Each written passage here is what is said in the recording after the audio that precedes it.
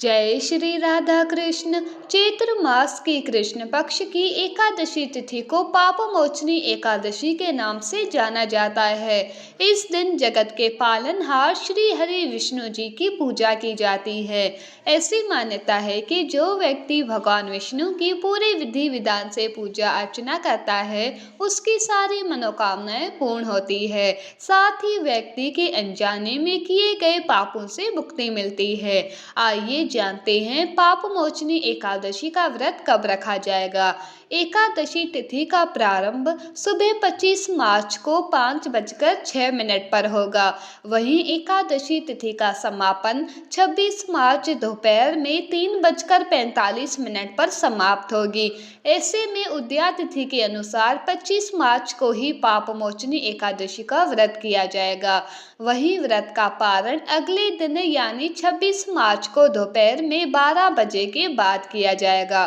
पापमोचनी एकादशी का व्रत करने से व्यक्ति के सारे पाप मिट जाते हैं। साथ ही इस दिन माता लक्ष्मी और भगवान विष्णु के पूरे विधि विधान से साथ पूजा अर्चना करने से व्यक्ति को धन संपत्ति का सुख मिलता है। साथ ही माता लक्ष्मी का घर में वास होता है। पापमोचनी एकादशी को भगवान विष्णु के साथ साथ तुलसी जी की भी पूजा करने का बहुत महत्व है। मान्यता है कि इस दिन तुलसी की पूजा से भगवान विष्णु अत्यंत प्रसन्न होते हैं। पापमोचनी एकादशी को तुलसी की पूजा के लिए सुबह स्नान के बाद तुलसी के पौधे में जल चढ़ाना चाहिए। तुलसी के चौरे पर घी का दिया जलाकर तुलसी माता को चुनरी, कलावा, फूल, कुमकुम और नारियल मिठाई चढ़ाना चाहिए। तुलसी माता की कृपा प्राप्त करने के लिए तुलसी मंत्रों का जाप करना चाहिए। तुलसी मंत्र में माता तुलसी के 108 नामों का जाप करना चाहिए। एकादशी के दिन ब्रह्म मुहूर्त में स्नान कर व्रत का संकल्प ले। व्रत के दिन शुद्ध और सात्विक आचरण अपनाएं। भगवान विष्णु की प्रतिमा का गंगा जल पंचामृत से अभिषेक करें। फिर तुलसी के पत्ते और फूल चढ़ाकर पीले वस्त्र अर्पित करें।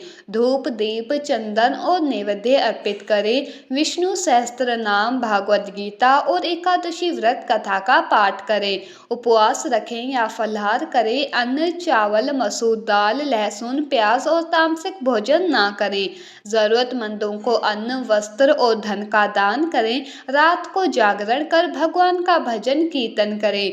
अगले दिन सूर्य उदय के बाद और मध्याह्न से पहले व्रत का पारण करें। ब्राह्मण या जरूरतमंद को भोजन कराकर दान दें। पापमोचनी एकादशी व्रत का पारण अगले दिन 26 मार्च को द्वादशी तिथि पर दोपहर के 1:41 पर किया जाएगा और शाम 4:08 तक है। इस दौरान व्रती अपने व्रत का पालन कर सकते हैं। एकादशी के दिन चावल, मांस, मछली, प्याज, लहसुन और अन्य तामसिक भोजन ना खाएं, झूठ ना बोलें और किसी को भी दुख ना पहुंचाएं। इस दिन किसी भी प्रकार का नशा ना करें, क्रोध ना करें और शांत रहें। एकादशी के दिन में ना सोएं। एकादशी का व्रत करने के बाद संकल्प ना तोड़ें और फालतू बातें ना करें। धर्म ग्रंथों के अनुसार इस व्रत से जीवन के सभी पाप नष्ट हो जाते हैं और मोक्ष की प्राप्ति होती है। मान्यता के अनुसार अगर एकादशी के व्रत को श्रद्धा और नियम से करें तो आपको भगवान विष्णु की कृपा अवश्य प्राप्त होती है। एकादशी के दिन ओम नमो भगवते वासुदेवाय का जाप करना भी बहुत शुभ माना जाता है। सनातन धर्म में दान को सर्वोच्च पुण्य कार्यों में गिना गया है। खासकर एकादशी के दिन किया गया दान अक्षय फल देने वाला होता है।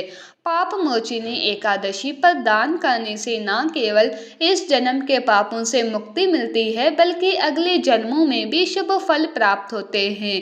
पापमोचनी एकादशी के दिन दान करने से जीवन के जाने अनजाने में किए गए पाप नष्ट होते हैं। जब हम निस्वार्थ भाव से जरूरतमंदों की सहायता करते हैं तो हमारे कर्म शुद्ध होते हैं और हम आध्यात्मिक उन्नति की ओर बढ़ते हैं। शास्त्रों में कहा गया है कि जो भक्त इस दिन अन्न का दान करता है उस पर भगवान विष्णु की विशेष कृपा होती है। एकादशी का व्रत और दान मिलकर मनुष्य को मोक्ष की ओर अग्रसर करते हैं। दान का उल्लेख करते हुए पद्म पुराण में कहा गया है कि एकादशी पर किया गया दान अनंत गुना होकर शुभ फल प्रदान करता है। पाप मोचिनी एकादशी आत्मशुद्धि और ईश्वरीय अनुग्रह प्राप्त करने का सुनहरा अवसर है। इस दिन व्रत, जाप, ध्यान और दान का विशेष महत्व है।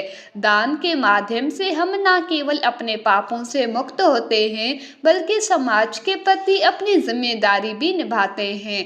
इसीलिए इस पावन तिथि पर भगवान विष्णु की उपासना करें, व्रत का पालन करें और दान करके अपने जीवन को पुण्यमय बनाएं। श्री हरि की कृपा से आपका जीवन सुख, शांति और मोक्ष की ओर अग्रसर हो। तो ये थी हमारी आज की वीडियो। आपको कैसी लगी कमेंट करके हमें ज़रूर बताना। अगर वीडियो पसंद आया हो तो इसे लाइक करना, शेयर करना और चैनल को सब्सक्राइब करना ना भूलें। धन्यवाद।